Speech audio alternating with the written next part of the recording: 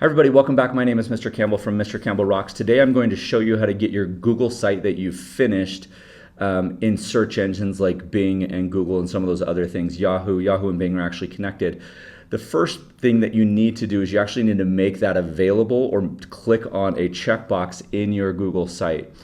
So to do this, you'll go to sites.google.com. And you'll want to make sure that you're logging in with the account that you created the Google site with. So here you can see the 3 sites that I've created. The one that we've been going through the tutorial with is this one right here. So I'll click here. And this site has been published. You can see here, up here where it says publish, that it is actually published and it's out there on the web. When I click this little down caret arrow here and I go to publish settings, I have this option right here where it says search settings.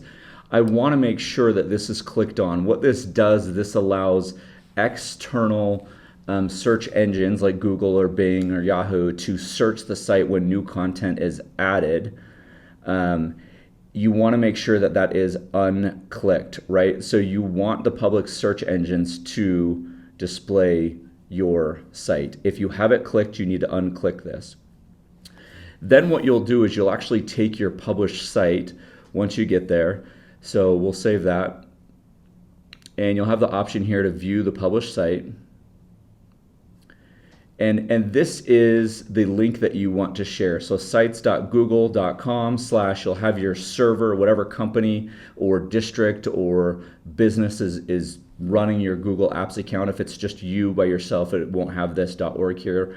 So this is the link that I want to publish. So I'm going to copy this. And then what I want to do is I want to slide over to Microsoft Web Tools. You can just search for it right there, Microsoft Webmaster Tools. I'll put a link below in the description. It's just right here, Bing Webmaster Tools. You have to sign in and you have to log in. You have to verify that you're the owner of the site. Then you actually would just submit that URL. Bing and Yahoo are connected together, so that will actually take care of Bing and Yahoo.